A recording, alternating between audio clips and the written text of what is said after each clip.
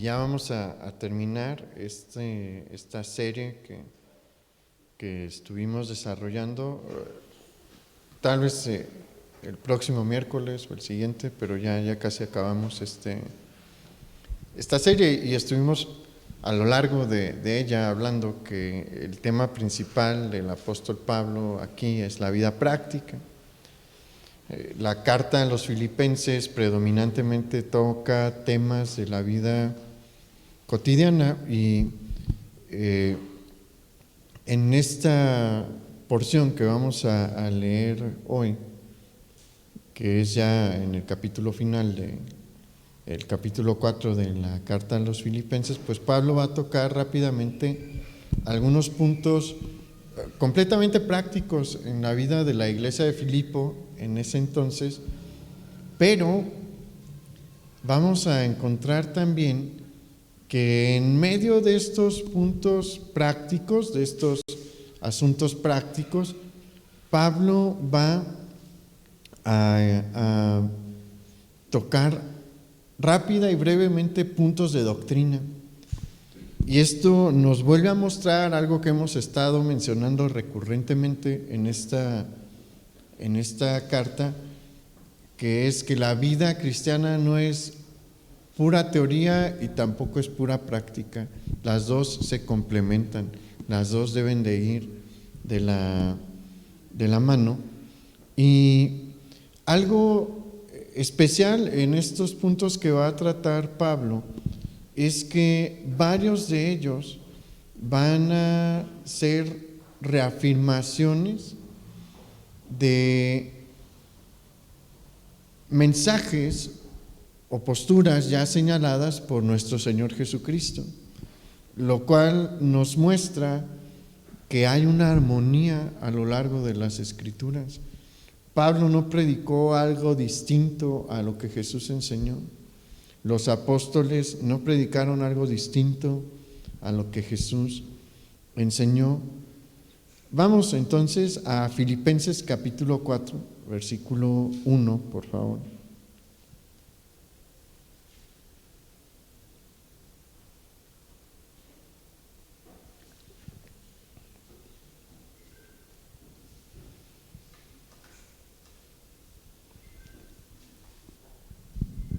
Bien, Filipenses 4:1 comienza diciendo: así que, hermanos míos amados y deseados, gozo y corona mía, estad así firmes en el Señor, amados. Ruego, versículo 2, ruego a Evodia y a Síntique que sean de un mismo sentir en el Señor.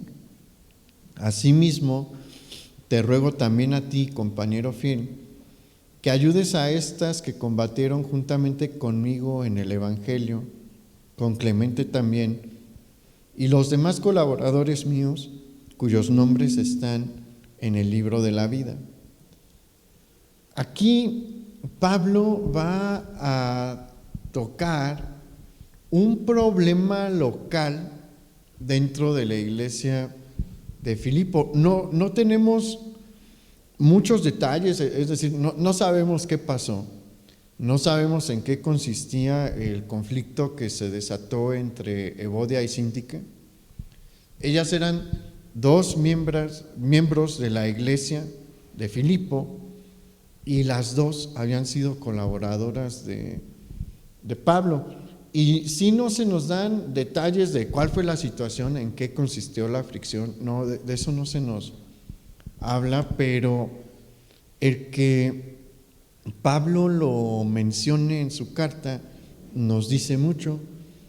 Este problema que surgió entre estas dos hermanas fue tan grande que Pablo considera que es necesario abordarlo aquí.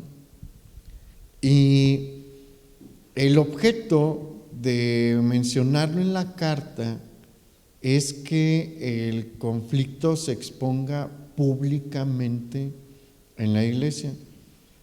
Probablemente muchos dentro de la iglesia local ya saben del problema, porque si Pablo se enteró, la mayoría de los miembros de la iglesia también. ¿Hay problemas en las iglesias? Sí, entre personas con autoridad también, porque ellas no eran cualquier mujer dentro de la iglesia de Filipo. Ellas fueron dos mujeres que estuvieron trabajando hombro con Pablo. Fueron discípulas de Pablo y le ayudaron en la predicación del evangelio, pero también eran humanas. Entonces algo se desató allí y llega a oídos de Pablo que esto no se ha podido resolver. Y lo que Pablo hace es muy sabio. Mire, hay varias cosas que Pablo hizo por el simple hecho de mencionar el problema dentro de la carta. Y es que, mire, la mayoría de las cartas del Nuevo Testamento, excepto las cartas pastorales de Pablo, es decir, primera, segunda de Timoteo, Tito y Filemón, y la segunda y tercera carta de Juan, no eran cartas para una lectura individual, eran cartas para lectura pública. ¿Qué significa esto? La carta llegaba a la iglesia y el pastor o el encargado de la iglesia, en medio culto, o sea, el siguiente culto que hubiera después de la recepción de la carta, la abría y se ponía a leerla en voz alta a la congregación. Imagínense cómo se sintieron estas dos hermanas, Evodia y Síntique, cuando ven que Pablo hace una mención a su problemática a los oídos de todos. La idea de Pablo no es humillarlas, ¿no? Lo que Pablo está haciendo es abrir el camino hacia la reconciliación entre ellas dos. Mire, Pablo está haciendo dos cosas aquí. En primer lugar, Pablo está siguiendo uno de los principios que Jesús estableció para la resolución de problemas entre creyentes. Vamos, por favor, a Mateo capítulo 18, versículo 15.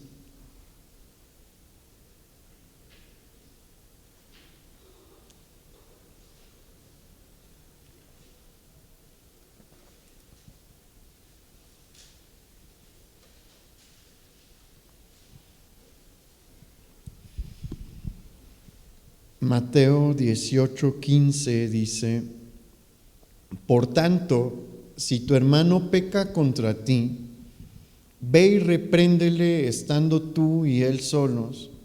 Si te oyere, has ganado a tu hermano. Mas si no te oyere, toma aún contigo a uno o dos, para que en boca de 2 o 3 testigos conste toda palabra. Y si no los oyere a ellos, dilo a la iglesia.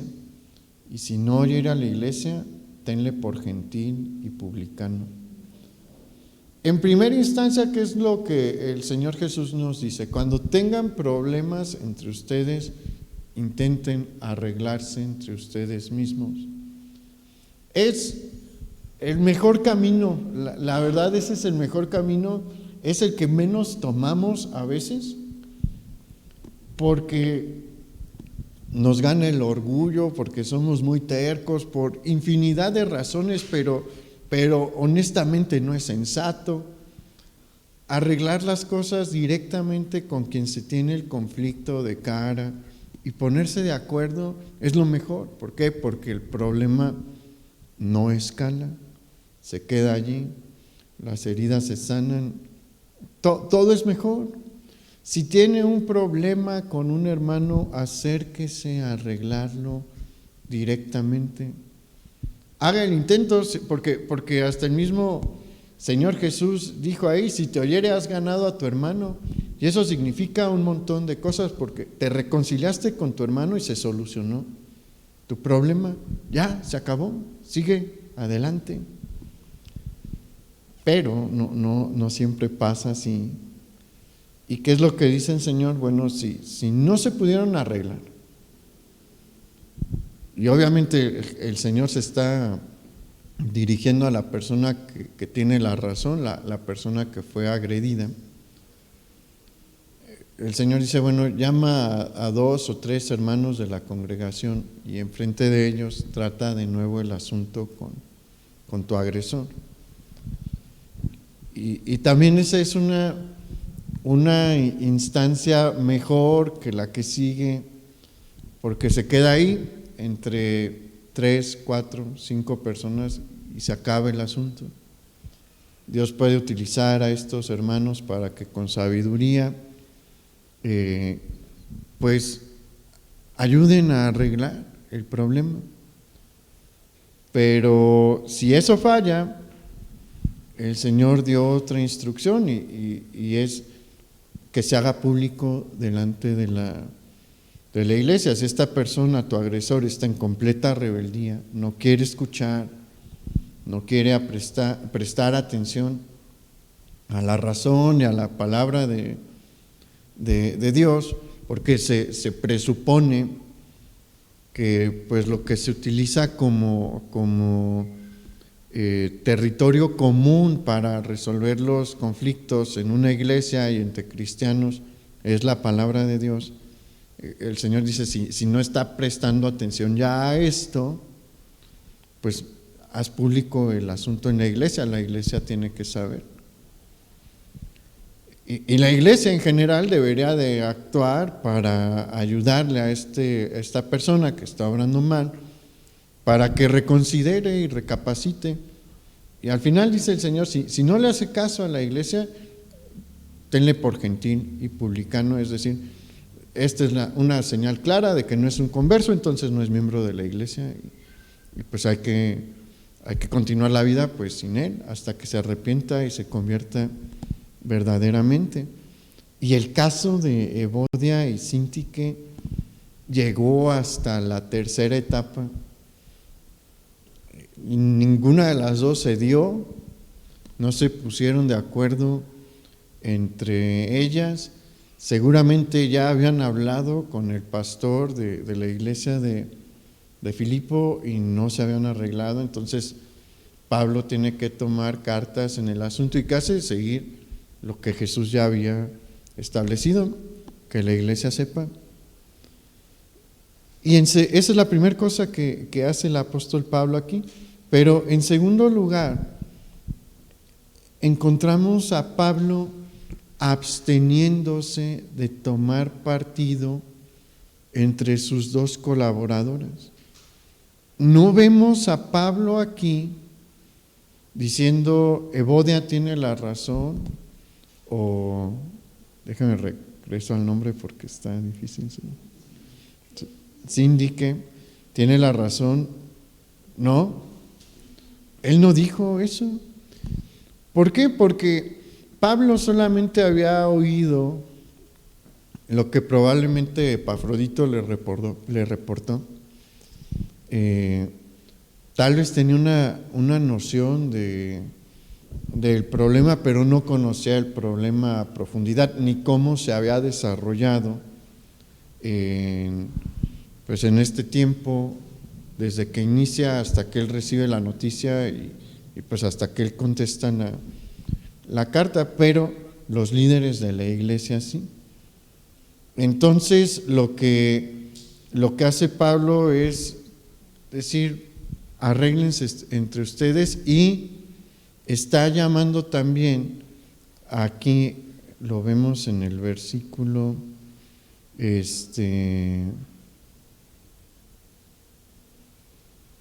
3, asimismo te ruego también a ti, compañero fiel, que ayudes a estas que combatieron juntamente conmigo. Ahí encontramos a Pablo diciéndole al responsable de la iglesia, ayúdanos. ¿Por qué? Porque él seguramente conocía bastante bien el conflicto. Entonces, él decide no tomar partido y dejar que las personas que conocen más, que están más familiarizadas, intervengan. Pablo era un hombre muy sabio. Y en el versículo 3, Esto es un punto de la vida práctica de la iglesia, ¿cierto? Es un ejemplo de cómo se resuelven los conflictos dentro de la iglesia, situación de la vida práctica. Pero en el versículo 3, Pablo menciona lo siguiente.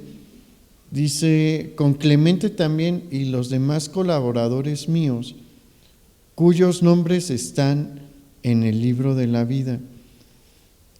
Esta frase es una frase doctrinal, es un enunciado doctrinal. Aquí encontramos un punto de doctrina y es una revelación muy particular, porque la vamos a encontrar reafirmada solamente en otro libro del Nuevo Testamento, pero no es cualquier libro, es el libro de Apocalipsis. Al apóstol Pablo se le reveló que los nombres de aquellos que han sido verdaderamente salvos están inscritos en un libro que en el cielo se conoce como el libro de la vida. Y a Juan, el apóstol Juan, se le va a mostrar nuevamente esta verdad. Acompáñame a Apocalipsis capítulo 3, versículo 5.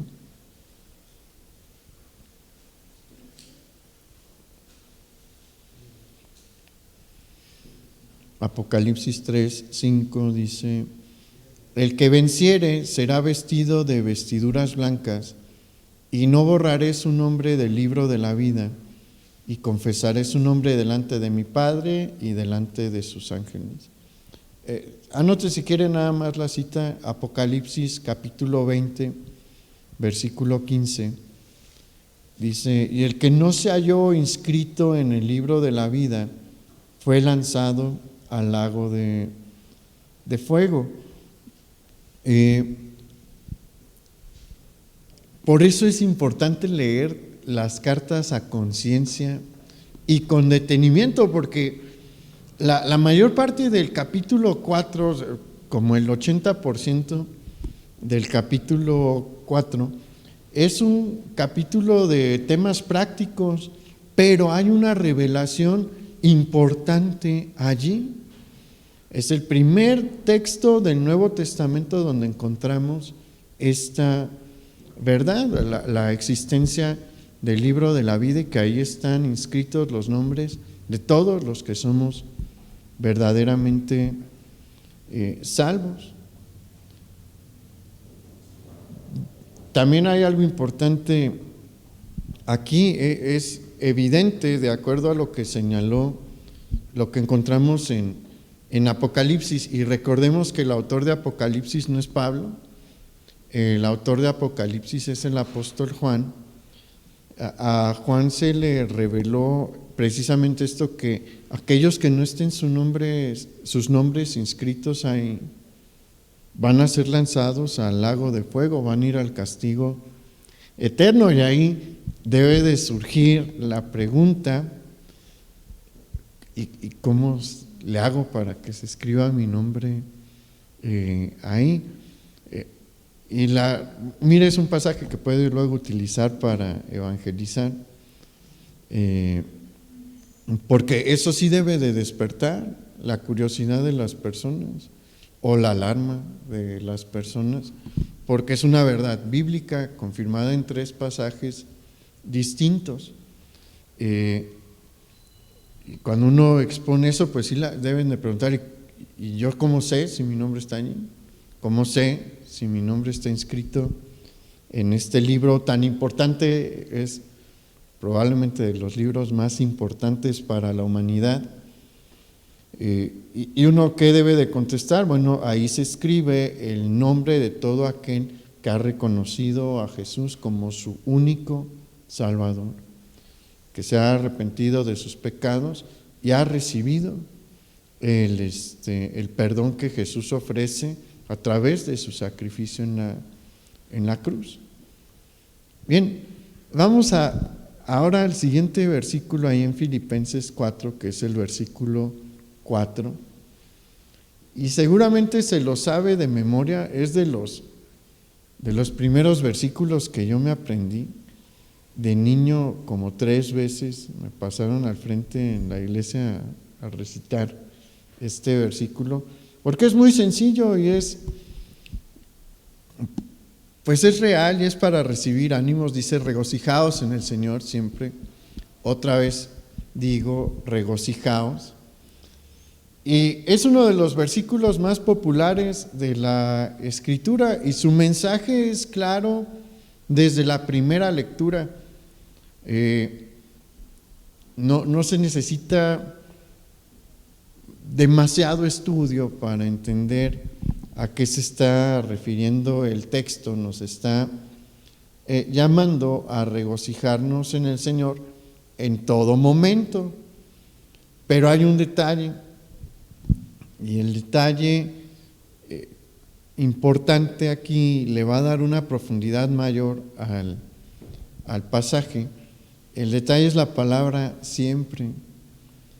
Esta palabra siempre refiere a alegrarse en el Señor en los momentos buenos, pero también en los momentos malos, durante los momentos de aflicción. Y es más fácil decirlo que hacerlo, pero es la instrucción del Señor y nos está dando el Señor un ejemplo de cómo uno se regocija en el Señor en los tiempos de aflicción. Mire, la manera en la que los mismos libros de la Escritura fueron escritos no fue casual. No es casualidad que Pablo haya escrito esta carta en la que uno de los puntos de énfasis es el alegrarse, el gozarse en el Señor, el regocijarse. No es casualidad que esto haya sido escrito cuando él está prisionero. ¿Qué es lo que el Señor nos quiere mostrar ahí? Que incluso en los momentos de presión, en los momentos en los que las cosas no van bien, debemos estar contentos.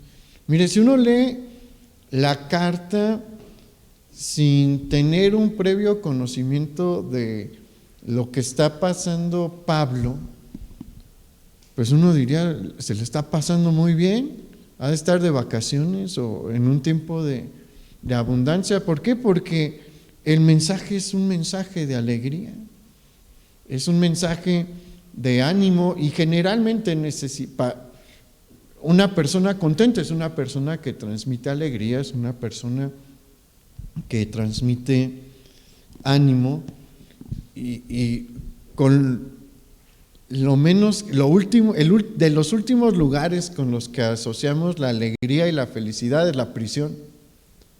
O alguien se imagina que ahí en las prisiones están de fiesta y se le están pasando súper bien. No, ¿verdad? O en el mismo caso de Pablo, que está en arresto domiciliario, sí es más cómodo, pero tampoco es agradable. Sin embargo, a pesar de que está en esta condición, Pablo constantemente está mostrándonos con su ejemplo que en medio de la prueba hay que estar contentos, hay que estar felices. Vamos al siguiente versículo, Filipenses 4:5. Dice: vuestra gentileza sea conocida de todos los hombres, el Señor está cerca. Aquí Pablo le recuerda a los filipenses 2 cosas. La primera es el carácter que se espera de ellos, que se espera que ellos manifiesten, y es un carácter gentil, un carácter amable. Y Pablo lo menciona aquí porque ese debe de ser el sello distintivo de todos los creyentes. Nuestro modelo a seguir es el de Jesús. Y por lo que podemos ver de su carácter en los evangelios, encontramos a la persona más amable que ha caminado sobre la tierra. Mire, hay unos detalles de ciertos eventos de la vida de Jesús que conmueven cuando uno los estudia con un poquito más de profundidad y nos muestran ese carácter noble y gentil que él tenía. Ser noble y gentil no significa decirle que sí a todo, no significa pues estar de acuerdo con todos nada más por no llevarles la contraria. Jesús no fue así. ¿Qué pasó con los vendedores en el templo? Los sacó. Eso hizo que fuera menos gentil. No estaban estaban insultando a Dios, abusando de la gente ahí en el mismo templo, que era un lugar de adoración al Señor.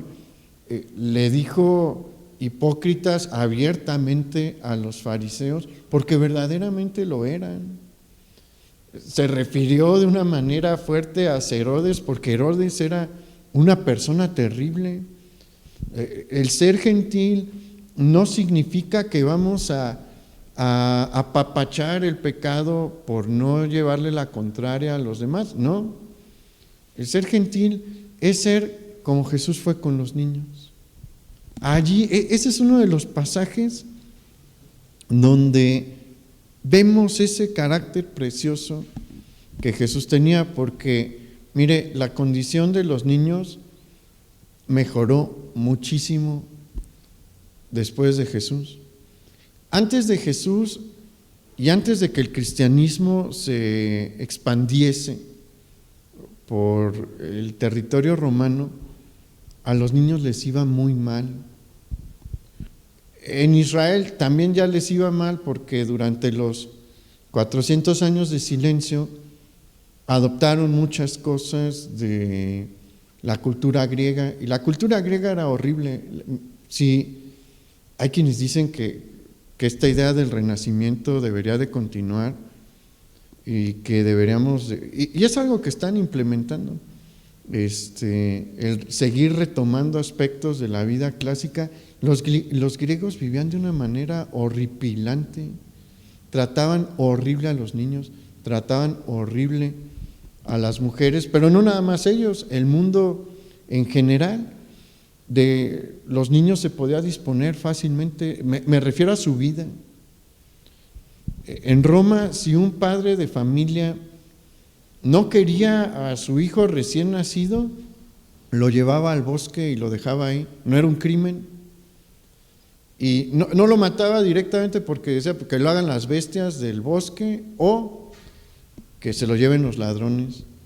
Y si se lo llevaban los ladrones, su vida estaba condenada a ser horrible. Se les maltrataba físicamente a los niños mucho, se les golpeaba mucho, se les relegaba mucho socialmente. Y por eso es que los discípulos, ¿qué hicieron cuando los niños se acercaron? Dijeron, para allá, no molesten al maestro. ¿Y qué dijo Jesús? No, déjenos venir. Y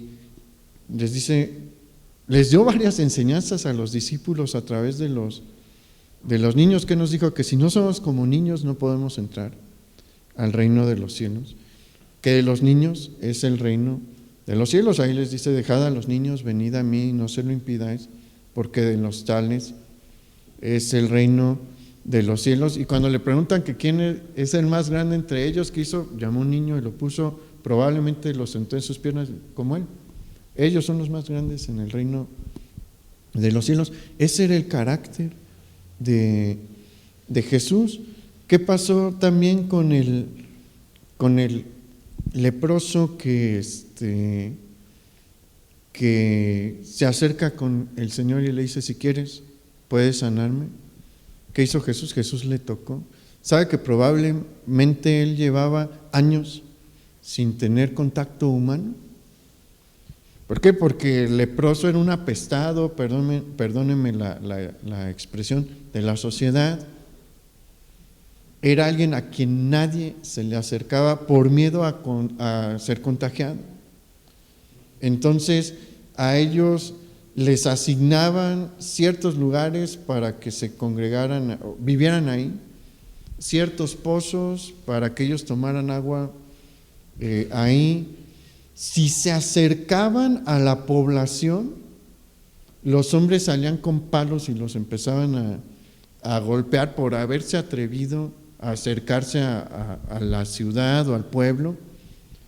Eran personas que sufrían mucho físicamente y emocionalmente. ¿Y qué hizo el Señor? El Señor llega y lo toca. ¿Por qué? Porque Él tenía un carácter gentil, tenía un carácter amable, compasivo, y nosotros debemos de ser así.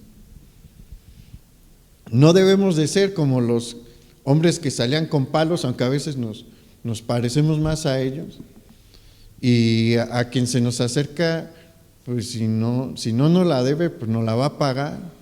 La verdad es que así reaccionamos en muchas ocasiones, pero ¿qué es lo que quiere el Señor? Que tengamos un carácter como el suyo. Y sabe que los primeros cristianos sí lo tenían. Esas fueron de las cosas que impactaron a Roma. Roma quedaba sorprendida al ver que los cristianos iban, en lugar de permitir que los niños fueran llevados por los ladrones o los rufianes en el bosque, ¿quién cree que iba a rescatarnos? Los cristianos, y los llevaban pues a las iglesias y a lugares que ellos acomodaban para cuidar de ellos allí. Los romanos quedaban sorprendidos cuando veían que los cristianos rescataban a las viudas de morir de hambre. Y así, o sea, eso es algo que debemos de reflejar, es algo por lo que nos debemos de caracterizar.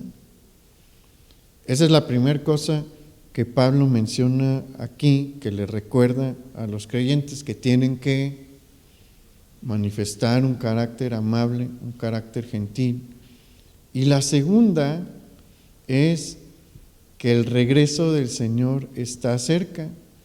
Al final, en la segunda oración de este versículo 5, el apóstol Pablo menciona esto: el Señor está cerca. Y Pablo incluye este enunciado aquí a propósito.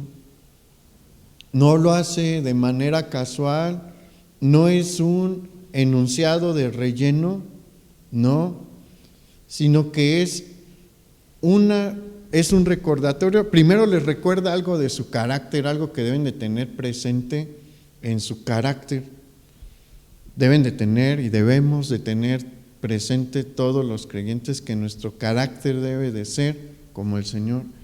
Y esa es una cosa práctica que hay que tener presente. La otra es una cosa doctrinal, y es que el Señor vuelve, que el Señor va a regresar. Y esta verdad debe de estar anclada en el corazón de todo hombre y de toda mujer que le ha rendido su vida al Señor, porque es la esperanza más grande que tenemos. Muchas cosas buenas van a pasar a nuestra persona cuando el Señor vuelva. Mire, de acuerdo a lo que podemos ver en la Escritura, en el libro de Apocalipsis se nos muestra que las almas de los que van a la presencia del Señor reciben una túnica blanca y están ante la presencia del Señor pues con esa túnica blanca, pero todavía no se tiene un cuerpo glorificado. El cuerpo glorificado lo recibimos hasta la venida del Señor. Entonces, si usted se va antes de que el Señor vuelva, pues el cuerpo glorificado hasta que el Señor vuelva lo va a recibir. Pero si usted está aquí, pues en ese momento recibe el cuerpo glorificado y se une con el Señor en las nubes en su regreso. Y eso es bueno, sí, pero hay otra cosa muy buena que va a suceder, y es que el Señor viene a traer orden, a acabar con la maldad. Mire, por mi trabajo yo tengo que leer y escuchar noticias pues un buen tiempo en el día, todos los días, por una materia que doy. El año pasado unos alumnos me preguntaron: maestro, ¿y no se enfada? ¿No le cansa? Y les dije: sí, la verdad sí. ¿Por qué? Porque son puras malas noticias. En su gran mayoría son puras malas noticias, y llega un punto en el que son noticias que generan un enfado. ¿Por qué? Porque yo no veo, y llevo años analizando, bueno, no analizando, sino siguiendo varios fenómenos políticos del mundo y del país, por mi clase, ¿no? Por la clase que doy.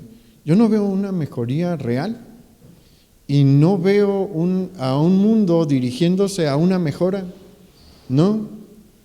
Mire, ayer platicaba con mi papá, fue una noticia que de verdad dije: ya, por favor, van a sacar una nueva película de Scooby-Doo.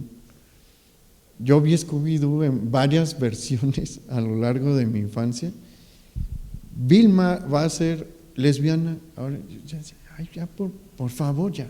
O sea, es una caricatura para niños. Yo la vi de niño y vi Scooby-Doo, el cachorro y demás. Todas son caricaturas para niños. No te importan esas cosas. No ocupas saber de esas cosas, ¿no? Y es un personaje icónico, y como hicieron esto van a seguir haciendo un montón, porque no se ve que estas compañías tengan la intención de frenar esta agenda que traen.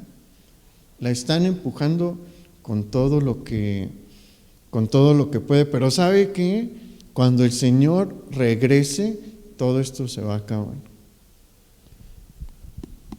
La humanidad y la tierra van a tener paz y justicia.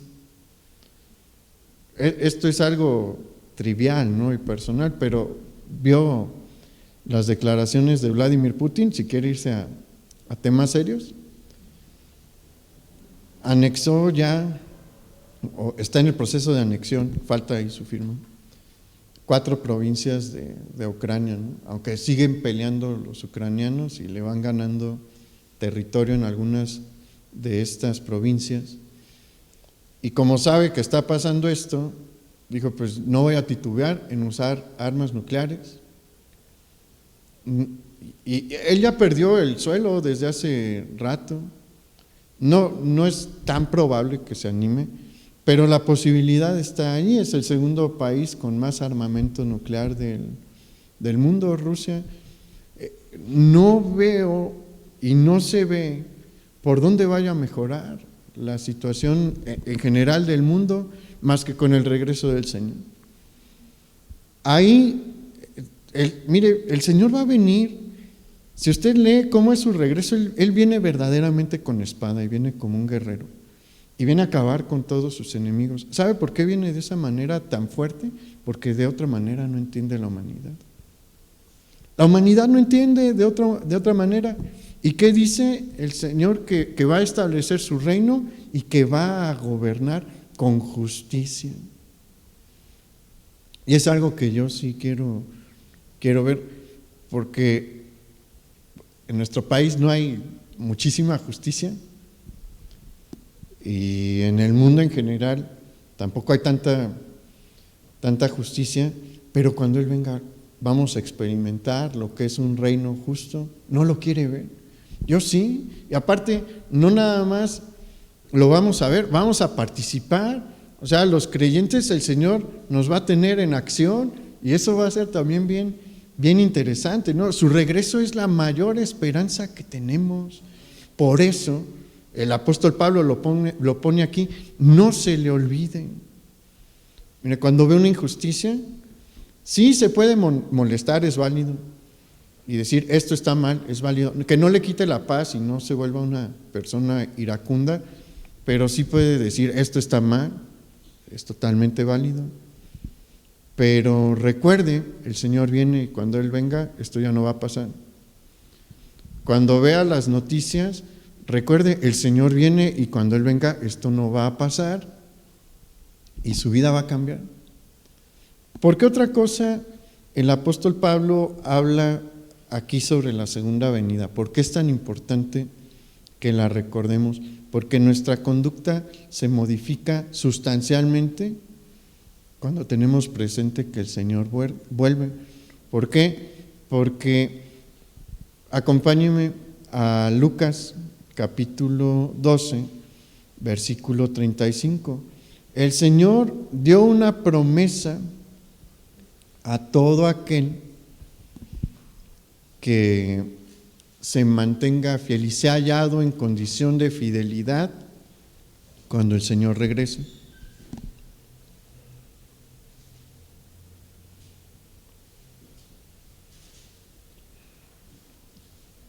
Lucas capítulo 12, versículo 35 dice: estén ceñidos vuestros lomos y vuestras lámparas encendidas, y vosotros sed semejantes a hombres que aguardan a que su Señor regrese de las bodas, para que cuando llegue y llame, le abran enseguida. Bienaventurados aquellos siervos a los cuales su Señor, cuando venga, halle velando. De cierto os digo que se ceñirá y hará que se sienten a la mesa y vendrá a servirles. Vamos a recibir una recompensa del Señor si Él nos encuentra haciéndole fieles cuando Él vuelva. No se nos habla demasiado en qué consiste bien esta recompensa. Hay varias menciones sobre la recompensa que el Señor va a dar. Pero algo sabemos que va a ser algo grande, va a ser algo maravilloso. Entonces es válido que tengamos presente. Y el Señor mencionó en varias ocasiones la necesidad que tenemos de vivir como si mañana o en una hora el Señor fuese a regresar. ¿Se acuerda la parábola de las 10 vírgenes? ¿Se acuerda también la parábola del mayordomo infiel, el que se puso a tomar y a golpear a los demás? ¿Qué le pasó cuando regresó el Señor? Azotes. El Señor dijo ahí que iba a ser necesario azotarlo. Entonces, es algo que debemos de tener presente. El Señor, ¿qué espera de nosotros? Que le aguardemos en condición de santidad. La virginidad era una condición de pureza, no se tomó esa figura de la Virgen en la parábola de las 10 vírgenes por casualidad. Habla de una condición de pureza y nos espera también listos para irnos. Entonces, por eso es que Pablo incluye esto aquí. Vamos al versículo 6, ahí en Filipenses 4.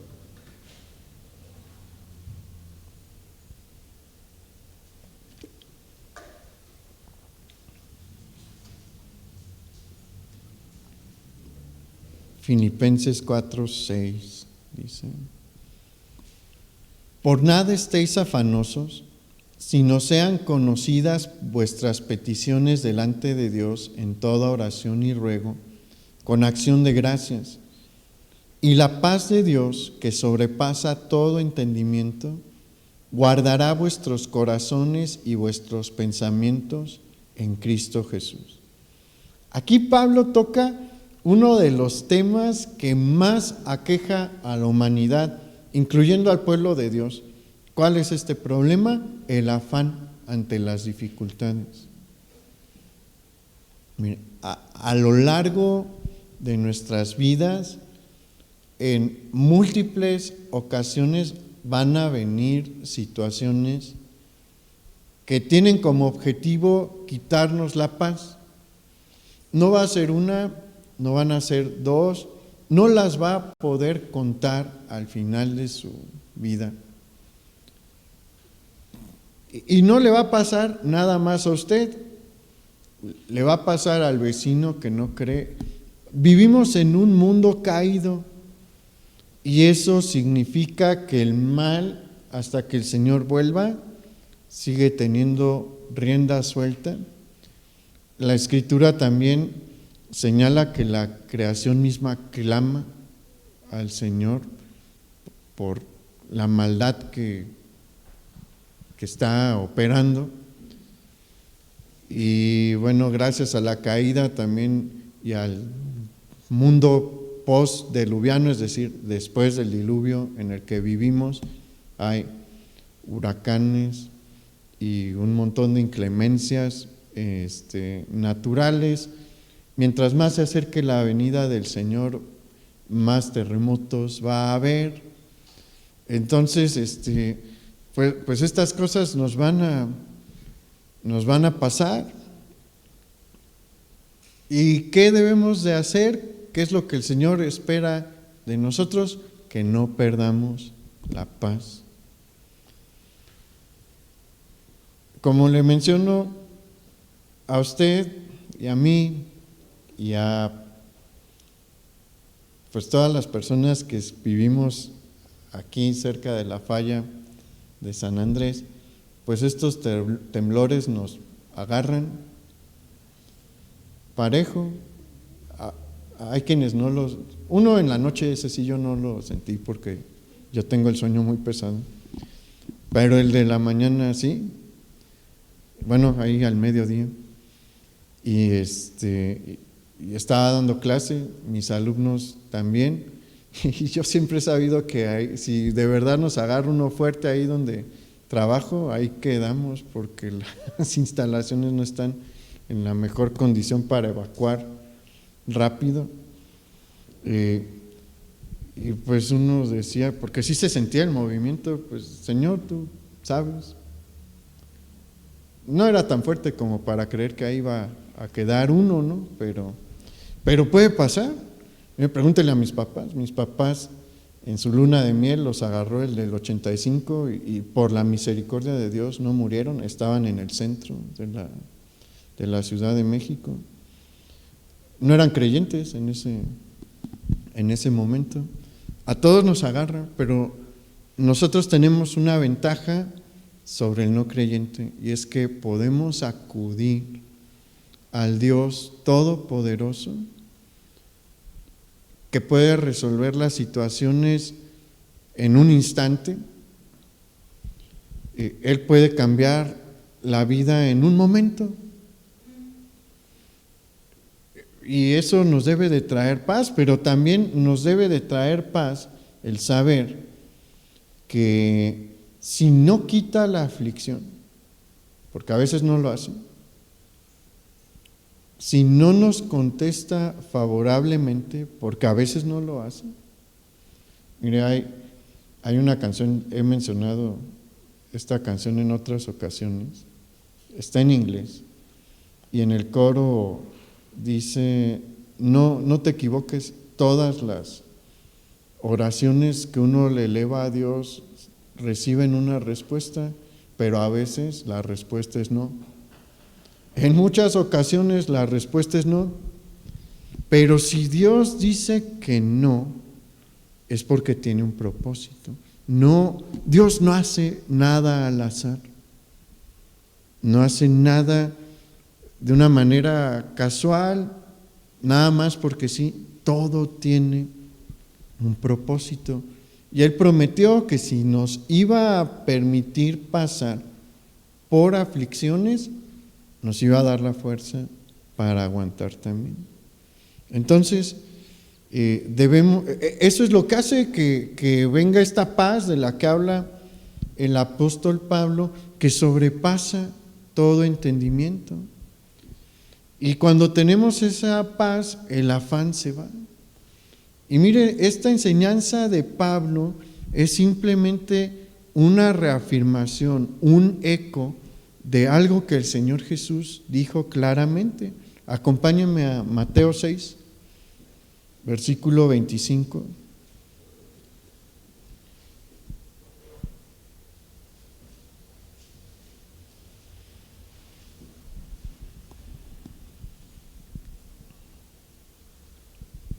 Dice: por tanto os digo, no os afanéis por vuestra vida, qué habéis de comer o qué habéis de beber, ni por vuestro cuerpo, qué habéis de vestir.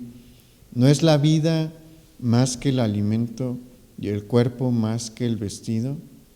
Mirad las aves del cielo, que no siembran, ni siegan, ni recogen en graneros, y vuestro Padre Celestial las alimenta. ¿No valéis vosotros mucho más que ellas? ¿O quién de vosotros podrá, por mucho que se afane, añadir a su estatura un codo? Y por el vestido, ¿por qué os afanáis? Considerad los lirios del campo, cómo crecen, no trabajan ni hilan, pero os digo que ni aun Salomón, con toda su gloria, se vistió así como uno de ellos. Y si la hierba del campo que hoy es y mañana se echa en el horno, Dios la viste así, ¿no hará mucho más por vosotros, hombres de poca fe? El problema es que frecuentemente somos eso, hombres de poca fe. Pero el Señor tiene cuidado de nosotros, debemos de dejarnos en sus manos, y ahí y así es como va a encontrar descanso. Vamos a terminar. Vamos de nuevo a Filipenses 4, versículo 8. Por lo demás, hermanos, todo lo que es verdadero, todo lo honesto, todo lo justo, todo lo puro, todo lo amable, todo lo que es de buen nombre, si hay virtud alguna, si hay algo digno de alabanza, en esto pensad. Aquí Pablo toca otro tema importante que ignoramos frecuentemente, y es la importancia de nuestros pensamientos. ¿Por qué son tan importantes? Porque ahí se maquinan y se desarrollan todos nuestros actos físicos. Hay algunos que no, como los reflejos, cuando le pegan en la rodilla, que los médicos es un reflejo, lo hace de manera inconsciente. Respirar, usted no está pensando en respirar, lo hace automáticamente, pero los actos que de verdad cuentan, todos nacen aquí, y todos nuestros pecados empiezan aquí, en la mente. Mira, hay un amplio rango de cosas que se desarrollan en nuestros pensamientos, un amplio abanico de pecados que aparecen y surgen allí. Algunos nacen o tienen la primera chispa por algo externo, como que se le atraviesen, se le cierren en el tráfico, o algo que vio en internet, o en un puesto de revistas, o algo que le gritaron o le pitaron. Son cosas que estimulan a nuestra naturaleza a despertar y mostrar lo peor que hay en nosotros. Pero hay otros que simplemente nacen por la actividad de nuestra naturaleza pecaminosa. Y surge el pensamiento, y no es pecado que surjan, es de pecado dejarlos crecer. Yo no puedo evitar, nadie puede evitar que alguien se nos cierre en el tráfico, es algo que está fuera de nuestro alcance. Lo que puedo evitar es gritarle cosas desde mi mente. Si usted permite que en su mente se empiecen a desarrollar esas palabras que usted conoce, en menos de lo que usted se imagina, va a abrir la boca y las va a decir. Y más si está solo, porque nadie lo oye. Nuestros pensamientos son muy peligrosos, sobre todo si dejamos que el pecado los alimente. Todos los pecados empiezan a germinar aquí. El Señor lo sabe y por eso el apóstol Pablo aquí nos dice en qué es en lo que debemos de pensar. No podemos evitar que surjan esos pensamientos, pero sí los podemos frenar. ¿Y qué nos dice el Señor? Cuando surja eso, cuando surjan tus pensamientos terribles, tus grandes monstruos, empieza a pensar en cosas honestas, en cosas puras, en cosas amables. Cambia tus pensamientos, porque en el momento en el que tú los dejes crecer, estás perdiendo la batalla, estás así de perder la batalla contra el pecado. En una de las áreas donde más dominio propio necesitamos es en la mente. Si usted no controla sus pensamientos, tampoco va a poder controlar sus acciones. Entonces, cuando tenga estos problemas, cuando surjan los malos pensamientos en su mente, cámbienos. Empiece a pensar en algo distinto, en algo de acuerdo a las cosas del Señor. Y finalmente vamos al versículo 9.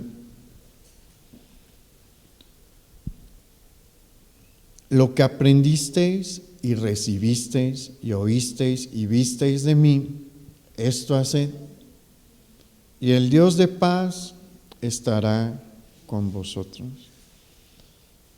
Pablo va a cerrar esta sección enfatizando que la vida cristiana no es nada más de almacenar en nuestra mente los mandamientos y las ordenanzas del Señor, de almacenar los buenos ejemplos que la Escritura y la Iglesia nos ha dejado y nos va dejando. Sí es importante, es sumamente importante que conozcamos qué es lo que Dios dice, cuáles son sus mandamientos, cuáles son sus instrucciones. Es importante, como vimos hoy, que sepamos cómo se arregla un conflicto en la iglesia, por ejemplo, pero igual de importante es que lo hagamos. Dios no quiere que seamos una enciclopedia de conocimiento únicamente. Dios quiere que, sí quiere que lo sea, sí quiere que sea una enciclopedia de conocimiento de su palabra, pero también quiere verlo puesto en acción. También quiere que lo llevemos en nuestra vida diaria, en nuestra vida práctica. Y como le mencioné, Pablo aquí está reforzando lo que aprendió del Señor Jesús, lo que el Señor Jesús ya había dicho.